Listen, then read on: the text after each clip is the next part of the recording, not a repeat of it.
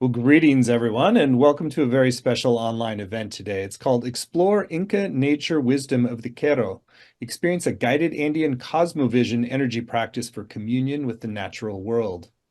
My name is Stephen Dunnan, and I'm the founder and CEO of the Shift Network. And tonight is a really important call for a variety of reasons, one of which is that there's so many prophecies focusing on Peru as an epicenter of awakening, of transformative wisdom for this time that we're in. It's part of why we've activated trips to Peru, why we've worked with many different Peruvian teachers. And today we're going to get to explore deeper into the Andean cosmovision and practices that we haven't really gotten to explore as much elsewhere with a really powerful bridge and teacher into this tradition. Her name is Elizabeth Jenkins. She's a teacher of the Inca nature wisdom tradition of the Quero.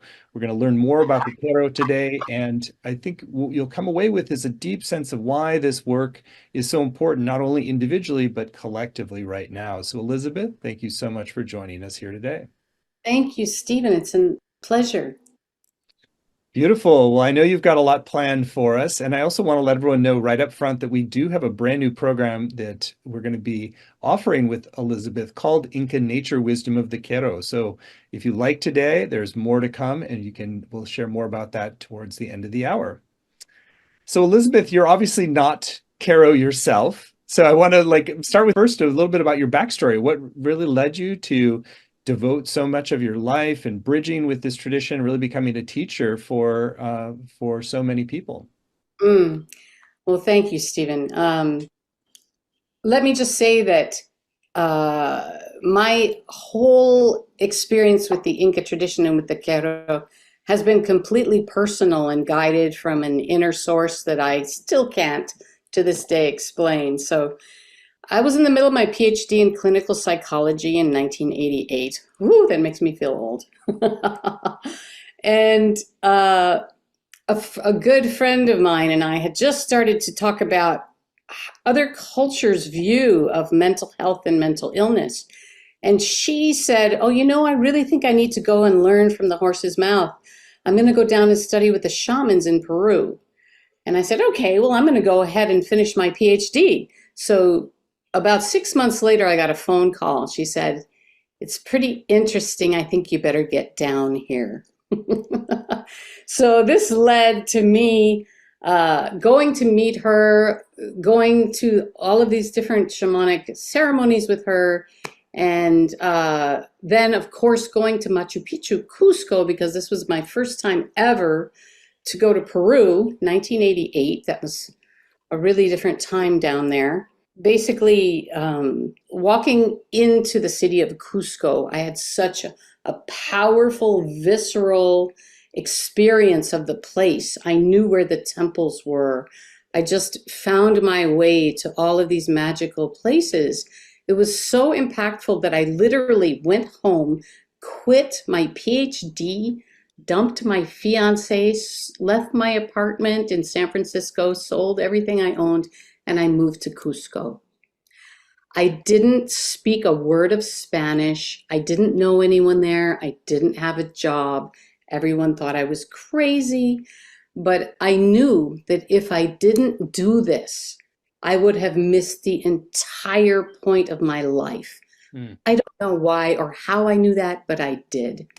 So I ended up wandering around Cusco City for about 6 months, asking about native healers, who's around, show me, tell me. And people would point to the mountains and say apus, but I couldn't find any healers.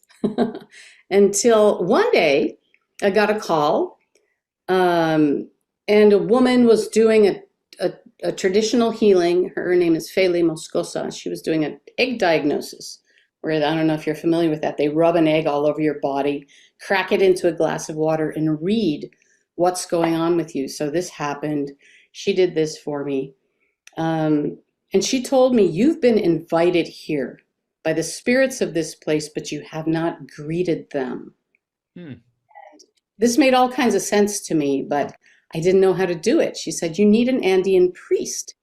And I was teaching English to the assistant of the Archbishop of Cusco at the time, but I knew Catholic priests, but I didn't know what an Andean priest was.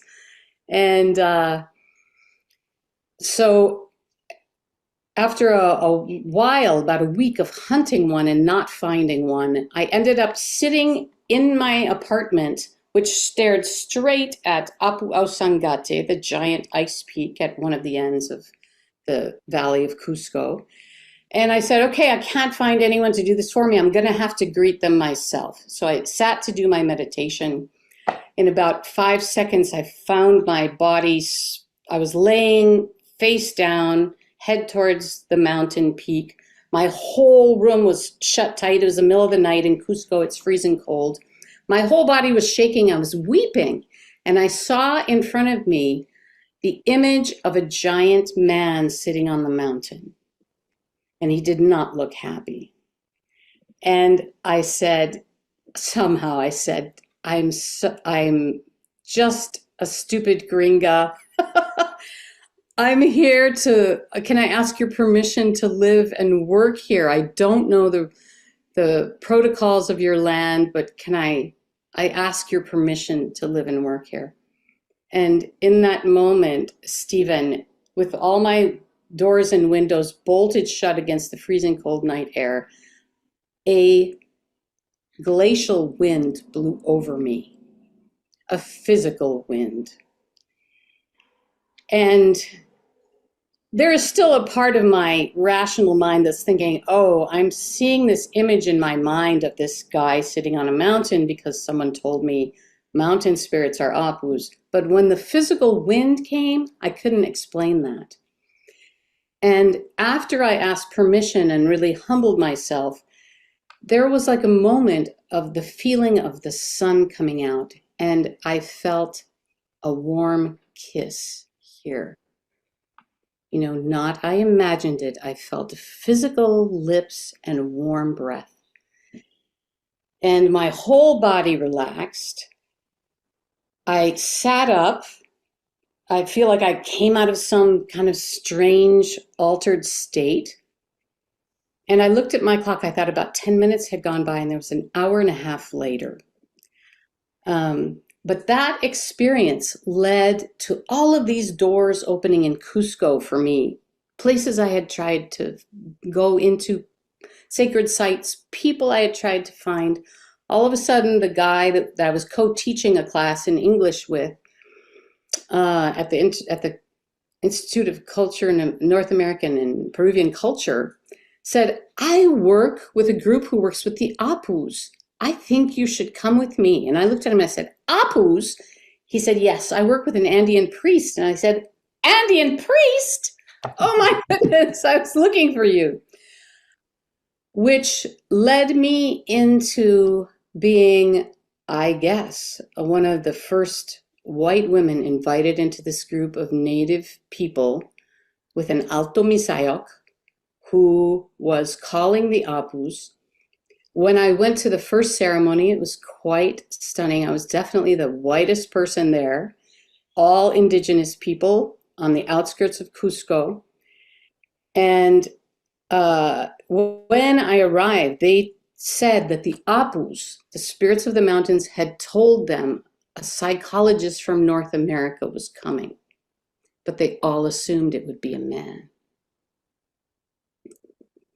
So the entire reason I'm telling this story is because the reason I was invited into their inner circle in this very strange way was because I had a personal experience with one of their primary deities, Apu Ausangate. I had a personal encounter. It was personal and visceral. And when I explained that to them, that was like better than any letter of recommendation that I could have received, you know. It was this. And then my life turned into an Indiana Jones movie for 2 years. And the word impossible was shredded and deleted from my dictionary. And all that led me to write a book called The Return of the Inka, which was the first one about the prophecies. And all of this led me to be on a horseback on my way to Queros in like 1993 was the first time with Juan Núñez del Prado, whose father was the one who discovered who the Quero were in 1945. 49, excuse me, and led the first expedition to Queros in 1955, and recognized the Quero as the lineal descendants of the Inca. And after I got I don't know how, it was all magically orchestrated. I met one of the best book agents in the US, and she took my book and she sold it. And I'm like, I don't know how this is happening. It was all kind of magically done. And with the book, I insisted on the law of Aini being followed, because if you're familiar with Peruvians and the Andean mystical tradition, there's one law, and that is the law of Aini. If you give, you will receive, and if you receive, you must give.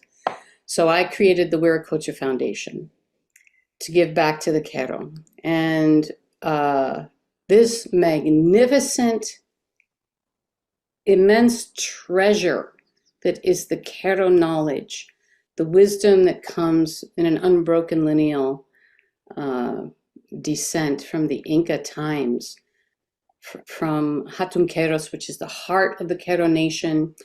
You know, there's 5 large communities that make up the Quero nation, and Hatun Queros is the center of it and the most isolated area, and they've been able to guard most faithfully the tradition. It's very potent and still there, going strong. So all of my work with the Quero has been with the Quero from Hatun Queros, these amazing teachers that have this wisdom that just cannot be overestimated. These are the people, if we think of why we should listen to what the Quero knowledge is, the perhaps only civilization in history that had no slavery, no poverty, and a no market economy. A gifting economy like Hawaii. Hawaii and Peru are the only 2 cultures I know that, but there may be others, but those are the ones that I know about. So plus, what is their bones, their blood, their energy fields, their beings are imprinted with this knowledge, the knowledge of their ancestors who built one of the 7 wonders of the world. You know, these are people with an incredible, sophisticated system and knowledge of how humanity is intimately connected to nature. And this is what led us to create the very first Texemuyu Paco Yachaiwasi, which means the Global Paco School, to see in this grand experiment, could we really train people from the West like Quero Pacos? Could they really learn and be initiated in the way the Quero Pacos are and have been for millennia? Yeah. And so that's our What an amazing story and set of initiations. And I guess what I want to say is that my understanding is that part of the reason it was so difficult to reach the Quero is they had to go seriously underground when the Spanish came and occupied and took over. So the only way the Incan civilization could really survive was very remote populations at very high altitudes that just basically kept the Spanish out. Well, here's the funny thing, Stephen. That's the myth. But the Quero have always been where they are.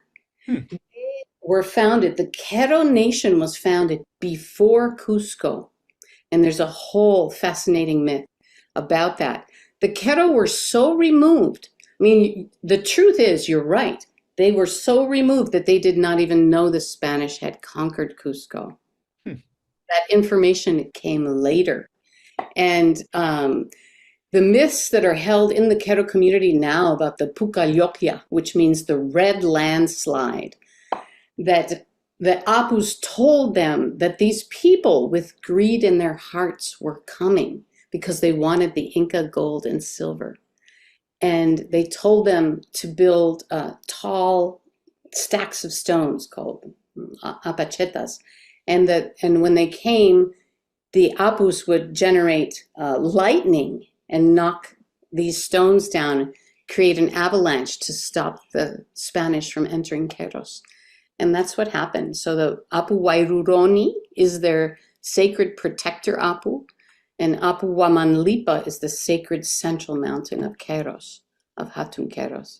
So yeah, they've always been there.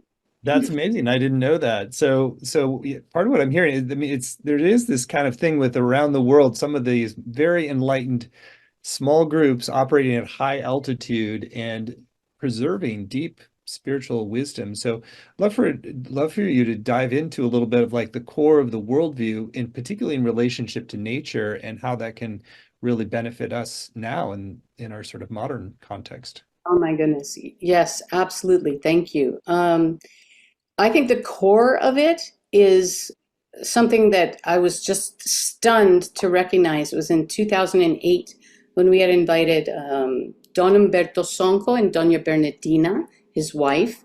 They're a sacred healer couple from Queros that a lot of people are familiar with because they've traveled all around the world. They were at my farm doing healings, and I asked Don Umberto, what is the biggest disease and problem you see in Western people? And he said, you know what, Elizabeth, what seems so odd is when I call their Pacarina, their nature mom and their nature dad, they burst into tears, almost like as if they've never met them. And I said, okay, tell me more, Don Umberto. Luckily, we had a really good translator because my Quechua wasn't so good then. And he started to expound on this whole information about how when we are born, the first beings that put hands on us are literally our nature mom and our nature dad, our Pacarina and Itu Apu. And these are the beings that imprint us, and they are like our true parents. If I like to think of them, my background is in psychology. I like to think of them as our functional parents. Hmm. They are the ones that provide unconditional love, support, resource. The parents that we always thought we had, we actually have them. Our human parents give us our DNA, perhaps our cultural viewpoint, our, language. If we're not adopted, maybe a lot of different characteristics, but it's our nature parents, our mother water and our father mountain, or the mother earth at the place of our birth, that supply this vital living energy, that literally supply us with the information and guidance and energy to accomplish our destiny. They're the ones. They're Hmm. like, And it's clear from what you're describing, these are not abstractions. These are like legitimate beings that we can engage with and have a real relationship with, it sounds like. yes. In the same way that the sun is an abstraction, no, the sun is a real being that the Incas speak to, the ocean, the mother, father, wind, the mother earth. These are living beings, your rivers, your mountains. These are all living beings. There is no word in Quechua for it. So there's no way to objectify anything. Hmm. Everything is a living being. So in a way, like your experience with Apu Asungate, it was sort of all of us have something like that that we can access depending on where we're born, is what I'm hearing. Yes. In fact, it took me a long time to really understand I was born in New York. I was born in Manhattan. I had the most incredible experience of meeting my nature mom, who people nowadays call the Hudson River, and my nature dad, Great Hill in Central Park. I was born right next to that park, right next to that, the tallest hill in Central Park. It's not very tall, like 100 feet or so elevation, but powerful. And I can tell you that my experience of meeting them, communing with them, has been incredible, giving incredible gifts to me. My first book was published, it was like stuck in I don't know, the conveyor belt of publishing. It wasn't getting out. And my agent sent me to New York. And so I made an offering to my nature mom, and I sat down at the banks of the Hudson River, and she told me everything I needed to know. She said, I flow past the office of your editor every day. Let me tell you what you need to say to her. And it got my book published. It made everything happen. So these are very tangible, very real, although, out of our ordinary way of thinking, these beings are accessible to us. Hmm. So, And are they always connected to the actual physical location that we were born? yes, sir. If you think about it, uh, just like you might think about modern astrology, that these influences at the place of your birth, at the time of your birth, impact you. Well, this is even much more so in the Andean tradition because the Andean Pacos, the Andean priests say, we come to this earth through our star. A star in heaven attracts our spirit. And through that star door, we look down and we pick, like the human parents, and the place of our incarnation. There's like an energetic tube that goes from our star right down to the geography of where we're born. And this has a vital impact. The Incas, the Quero, say, your Pacarina and your Itu Apu have the keys to your storehouse of gold and silver, your wisdom, your living energy, the nectars of nature that you need, the love supply that you need to help you feel grounded, connected, like you belong, right? Trust. Hmm.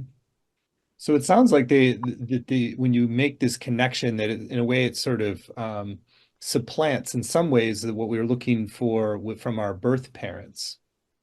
I think it actually provides what we mistakenly look for in humans. Gotcha. Yeah, that's kind of what I meant. But yeah.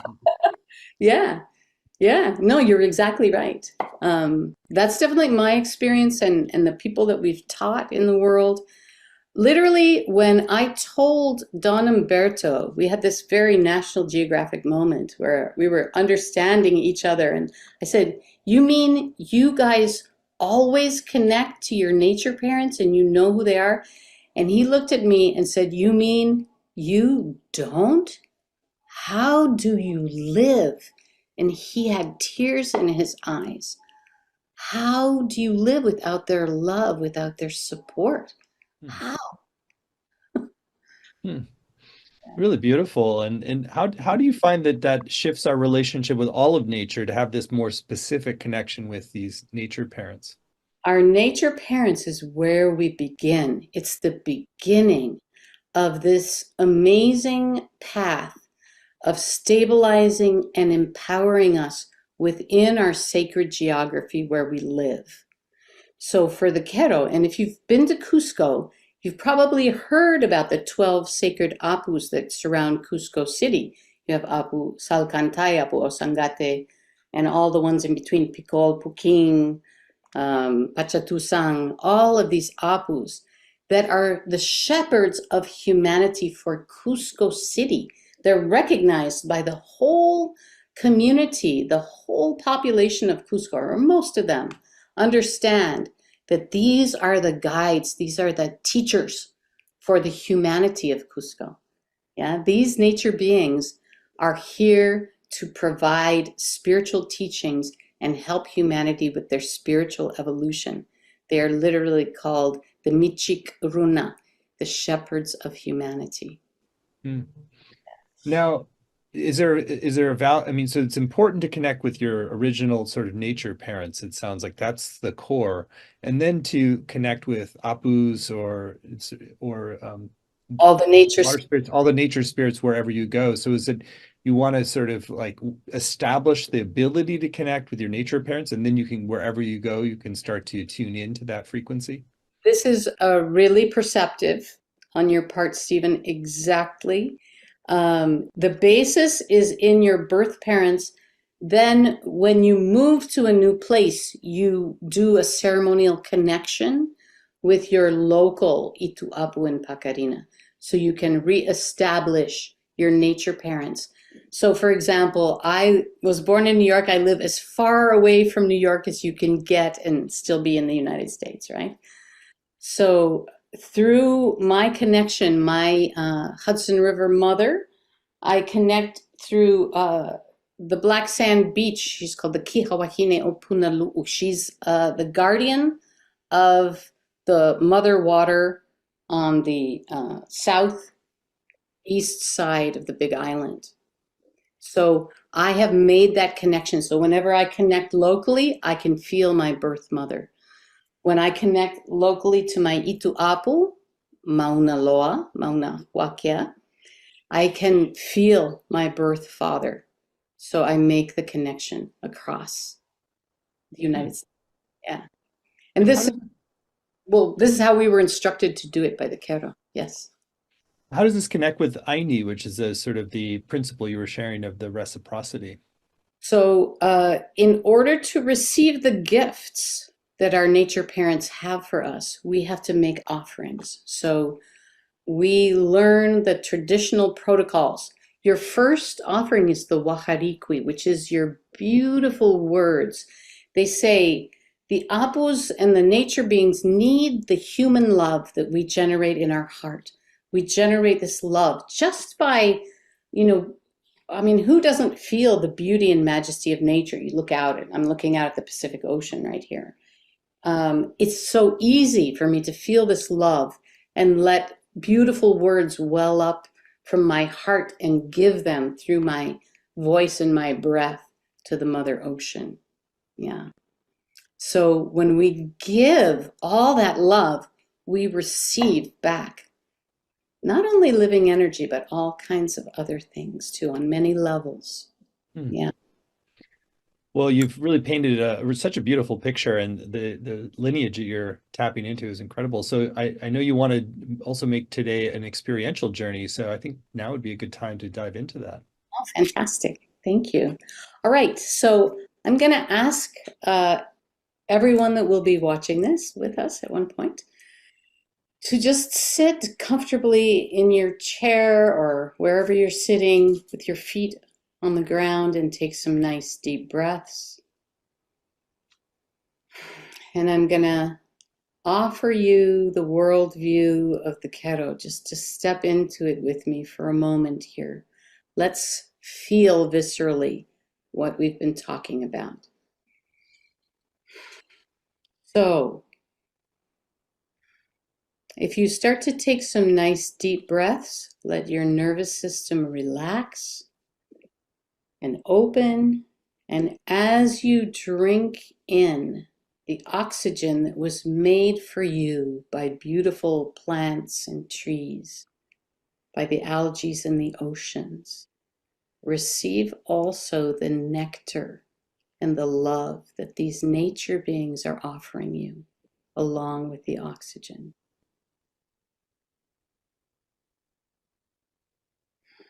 So just opening our minds and hearts to what is being gifted to us every day. This delicious oxygen and nectar. We know that when we don't feel good, a lot of us, we want to go outside to receive that nectar of nature, the light living energy that nature provides. So drink that in as you're breathing in. And as you exhale, give your love back to the plants and the trees and the algae in the oceans and the great Amazon that created all of this oxygen that circulates around the planet. The mother, father wind that blows it to you at your home. Drink in the nectar and love along with the oxygen and offer your love, your gratitude, your thanks. Send it out through your breath back to the plants, the trees, and the oceans. So, our very breathing, we are biologically designed to collaborate with nature. This is so basic to our biology. So allow your heart and your mind to collaborate with that drinking in of oxygen and nectar, and exhaling love with your carbon dioxide. And as you do this, you might notice that everything around you softens. And you might notice that everything around you is living energy. The Kausai Pacha of the Andean cosmovision, the world of living energies. So we can communicate with that world through our own field of living energy by learning to use our intention. So if we grew up as an Inka, we would be taught and we would know from all of our relatives and ancestors and everyone in our family that first thing in the morning when we wake up, we acknowledge the cosmos above us, this vast field of finest living energy. And just using our intention, we open our energy field to the light living energy of the cosmos and drink that into our bodies. It is our birthright to receive this. Drink in the finest living energy of the cosmos. Drink it into your mind, your heart, your body, any area that may experience pain or tension or any discomfort. Drink in finest energy of the cosmos.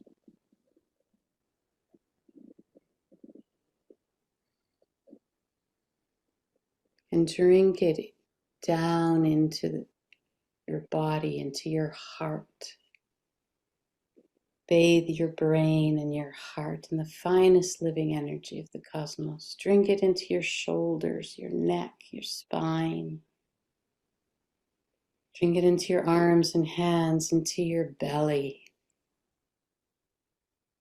into your spine, your hips, and into your sacrum.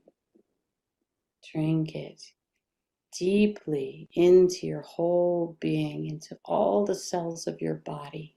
This is the nourishing food that we all have a birthright to receive. Drink into your bones of your hips and into your thighs and your knees and your feet. And as your feet, where your feet touch the ground, notice for a moment the magnificent living being that is Pachamama under your feet. And open the bottom of your feet and allow the organic flow of heavy energy to flow down to Pachamama. Any energies that you don't need, just let them flow into the receiving hands of Pachamama, Mother Earth. She knows exactly what to do. Heavy energy is just like your carbon dioxide being received by the plants and the trees. Allow this outflow. There is no negative or positive energy, only fine and heavy, no good and bad. Receive fine and allow your heavy energy to flow out, down and out. It's no longer needed in your body. And you have now gained the right to receive by giving what you don't need. You gain the right to receive finest living energy from Mother Earth. Just as the plants and trees absorb our carbon dioxide and give oxygen back to us, Mother Earth absorbs our heavy energy and gives finest nectar of the earth. Receive this finest nectar of the earth into your toes, into the bottoms of your feet, into your ankles, your calves. Receive this nourishing energy of Pachamama into your kneecaps, your thighs, into your hips, your belly. Drink it into your heart. Drink it into your lungs and your shoulders, your spine. Drink it into, let it flow in wherever it needs to go. And with this delicious nectar of Pachamama, let it come into your heart and add your love. And then you can build a beautiful, delicious column of living energy that flows up from Pachamama through your body and all the way back into the heart of the cosmos.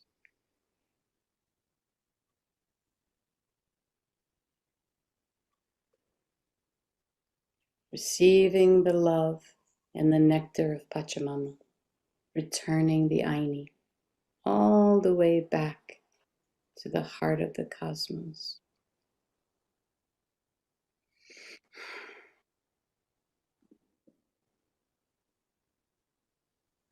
Thank you. Hmm. Well, what a beautiful blessing that meditation was, and it really is clear like how like whole that is to really become so deeply interconnected with Pachamama, with the earth, with nature, and with the cosmos, and that we are kind of remembering our sacred place. Yes. This is the beauty of the tradition. This is the goodness of it. Yeah, and this is why it feels so important to share this knowledge with the world. I really feel like it's the human birthright to understand ourselves in a more whole way, to understand our human identity as part of nature, really intimately, personally connected. Yeah, I can really feel that in how you're speaking. Can you share a little bit more about their perspective on this time we're in? So it's a time of these more ancient traditions coming to the foreground, helping humanity to rebalance. Share a little bit more about why this or how this tradition sees this kind of rebalancing of the collective now. With such pleasure, Stephen.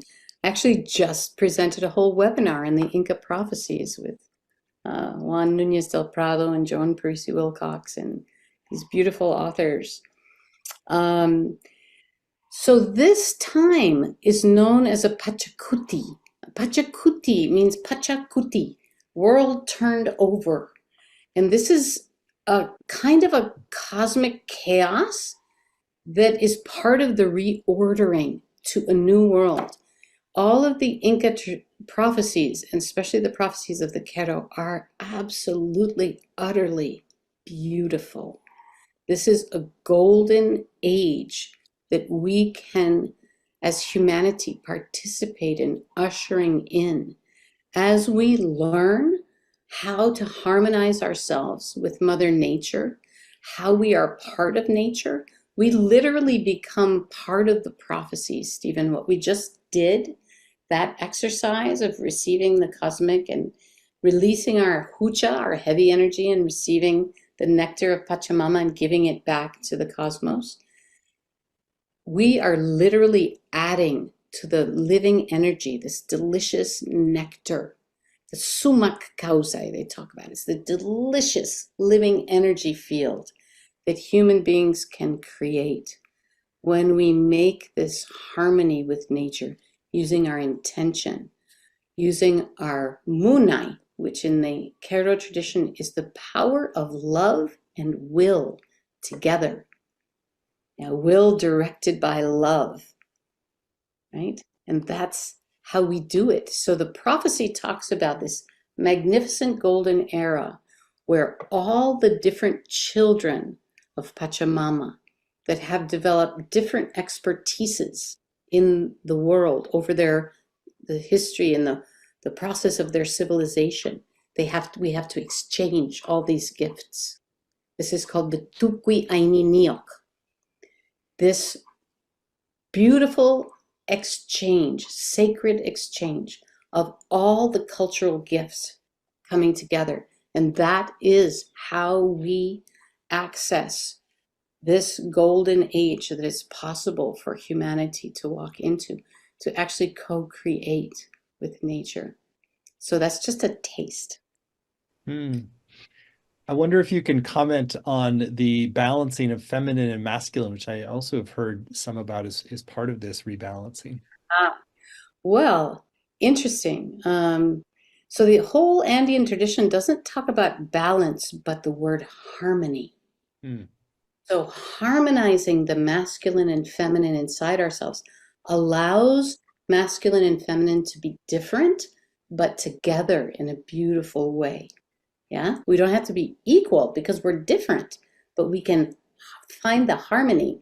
This is the Paco's job. An initiate in the tradition has to always be finding that harmony. It's called Yanantin, the harmonious relationship of difference. What could be more important to us on the planet at this moment than understanding how to harmonize difference? Hmm. That is definitely medicine that we need, and it's beautiful to root that in a deeper relationship with our nature parents, because that's how we get that balance internally at the deepest level, it sounds. This is what the Kero teach. Does father son have an argument with Mother Earth? Hmm. No. They have this beautiful life giving symphony that they create together by blending their energies. They cooperate to make life. Yeah. So, yes. Yes. Well, Elizabeth, it's clear you have so much to share from your 3+ decades of study there with the Quero and bridging to the modern West in really profound ways. So you're really a really beautiful emissary for this very important lineage and tradition. So I want to spend a little time now talking about your upcoming program, since it's a really unique way to harvest so much of this wisdom and apply it in our lives. So Elizabeth has agreed to teach a brand new program. It's called Inka Nature Wisdom of the Quero. Uncover your authentic self through Andean energy practices and communion with your unique nature parents. You can find it at the URL queronaturewisdom.com, and Quero is Quero, naturewisdom.com, Quero, naturewisdom.com. It's a 7-week program. You don't have to have any specific background. It's really just if your heart and soul are calling you to learn about this tradition, to integrate these practices, to reclaim your nature parents, which is not something you really kind of heard or grew up with as an important thing. And I think listening to Elizabeth is really clear how valuable that can be for our lives to reclaim that relationship. So, Elizabeth, I would love for you to share in your own words about your deeper intentions for this program, and then we'll read out the module titles and give a preview of what's coming. Wow. Oh my gosh. Well, Stephen, it's just so touches my heart to have this opportunity to reach more people and maybe a whole new bunch of folks that haven't heard of this before.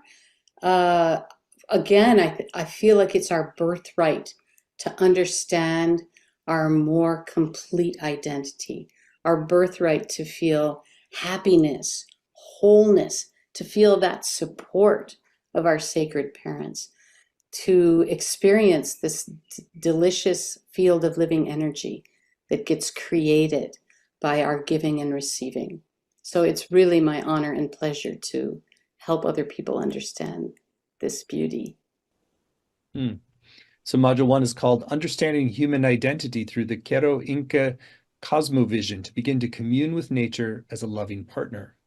Yes. So this would be to really find your nature mom and dad. You got to go Google Earth, is the Paco's best friend. We have to go back and look. Where was I born? Who are the nature beings there? Who is my mother water, my father mountain? It can be challenging for us, but we can find them, and I will help you. So it's possible. Trust me. Module 2, the sacred reciprocity of invocation, creating your personal waharikwi to give and receive abundance of energy and love with your nature parents. Yeah, so this is the first thing that the Kero teach us as Pacos. We have to be able to invoke, to literally call to our nature parents. And they describe it. You have to do it out loud. And you say these beautiful words like, who could resist? They have to come when they hear this beauty that you're speaking to them. And you're giving it from your heart. It's like license to say the most beautiful poetic words that you can imagine and give them to a beautiful body of water or a beautiful mountain. Module 3, the Inka energy system and the smallest offering, Kintu Puhurikwi, to soak in the living energies of nature. Yes. Okay. You did very well, Stephen. That's great. Quechua is really a beautiful language, but hard to say. This is all about using the simplest offering is a kintu. It's a little grouping of 3 leaves. Of course, we don't have coca leaves, but you can replace them with something else that's easy to find in your environment. And you make this offering and literally to have a physical recipient for the love and beauty that you express through your breath and then give it physically. And the Inka energy system is the whole way that our body is designed. We have 7 mystical eyes in the body. And that's a really, really fascinating teaching that we'll go into on the 3rd module. Module 4, the authentic structure of the traditional Kero Haiwarikwi or despacho to understand the power of reciprocity with the natural world. Yeah. So this is like drinking from the fire hose, guys, because I'm giving you what is the full recipe for manifestation. The Kero Pacos taught us, they took 4 years to teach us this structure. Right, left, and middle. Apus, Pachamama, Nustas. This is how you manifest things in the physical world. People understand the idea of despacho or offering, but there's a very specific structure for how you make that and make your request to nature. Module 5, make an offering to your pakarina, your nature mom, and receive the living energy of softness, love, and joy. Okay, so that's after we've gone through all these teachings, you know who your nature mama is, you know how to make the offering to her. Then you go and you make that offering to your birth nature mom. And you offer and you receive. So we can talk about these things, but they have to be experienced. That's what we'll do. Module 6, make an offering to your Itu Apu, your nature dad, to feel supported as you face and overcome challenges. Okay, so just like our human mom and dad have different qualities, maybe different wisdom that they offer us, our nature mom and dad have different powers that they offer to us. Our nature mom, like it says, softness, love, joy, flow, laughter. Our nature dads are these great, powerful, stately beings, usually mountains or big hills. And they offer that kind of power that we need when we need to overcome a challenge. We need that kind of masculine dynamic power. That's what we get from our nature dad. And finally, Module 7, Pakarik Nustas, invoke those who hold your original energy blueprint to heal, recharge, restore you. Okay, so this is a really absolutely fascinating teaching from the Kero. They say when each one of us are born, like you and I, Stephen, say we were both born in the same hospital, Mount Sinai Hospital in New York, Manhattan. We could have the same nature parents. You could have Great Hill and the Hudson River as your nature mom and dad. But the Hudson River will give me my specific Pakarik Nusta and you yours. These are the blueprints. We get 3 of them with our Pakarina, our mother water, our father mountain, and the Mother Earth right at the place we were born. We these hold literally the energetic blueprint for our wholeness. And this is what makes the Queropacos so powerful in their healings, is they know how to access your original blueprint.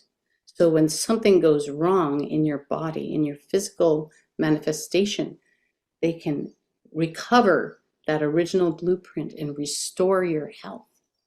It seems like a miraculous healing, but it's got a technique. Hmm. Well, that's truly fascinating. And wow, I mean, to be able to access your original energy blueprint. So it's really clear, Elizabeth, that talking to you, just why the universe designated you to be go through this initiation and be a bridge from your psychological background and upbringing in New York with this important Quero tradition. So we can really access it in a deeper way through being able to see it through your eyes. So really, what a blessing. So again, this whole program is laid out in detail at queronaturewisdom.com, QERO naturewisdom.com.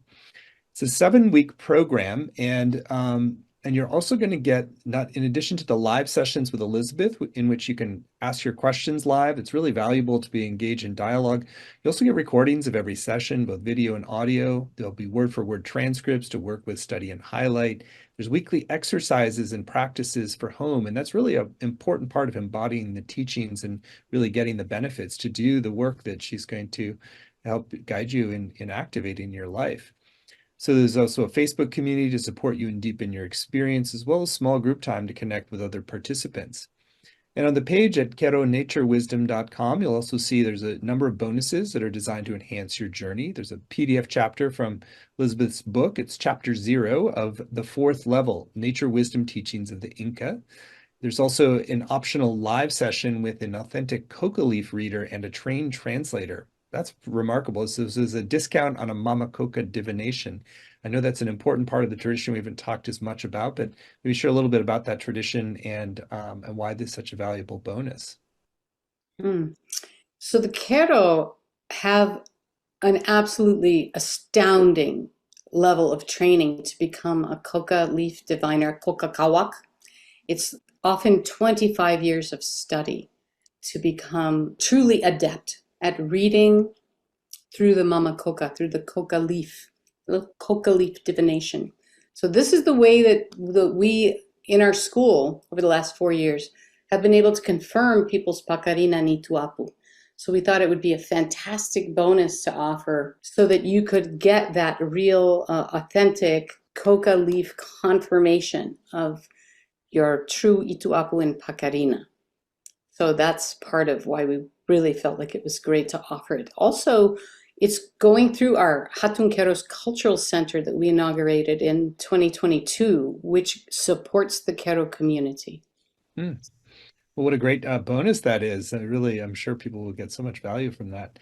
And in addition, there's one special bonus you'll see on the page that is only available for those who sign up today by midnight. And this gives you a little extra encouragement to read through the page, tune in, and if you get a yes to move forward, then you get the special bonus. It's a video conversation with Elizabeth and two Nusta Pacos. This is Feminine Mystical Wisdom of the Andes. Want to share about that special bonus? Yeah. Well, for many years, I only learned from the men, Pacos, and it took a long time to get to the women. And the knowledge that the women Quero Pacos hold is just phenomenal. There's a lot of sacred information. The entire Andean tradition is considered to be female, which is super interesting to begin with. But there's a metaphysical city called Miskayani that is the place that holds all the metaphysical sacred knowledge, like the Shambhala of the Tibetans, but it's all female. These are the female high priests. It's a metaphysical city that sometimes joins up with the physical world and sometimes doesn't. And this is a really beautiful Quero tradition that is really amazing to talk with our Nustapacos, and they will share about that with. Well, what a great extra bonus. And I'm sure that'd be really fascinating for everybody who signs up today. So Feminine Mystical Wisdom of the Andes is that special bonus you get if you sign up today. So it's truly going to be a blessing, this program. It's really clear just what an amazing opportunity to get access to these decades of study and really translating the Kero wisdom for the modern world in a way that honors this deep tradition. So it's just, we've kept the investment very accessible for this program. It's just three payments of $128. You save 10% when you pay in full with one payment of $349.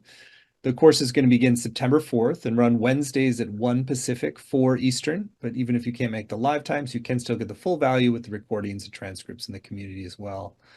So I also encourage you to go to the page and check out some of the testimonials about just the depth of wisdom and the well of knowledge that is offered by Elizabeth.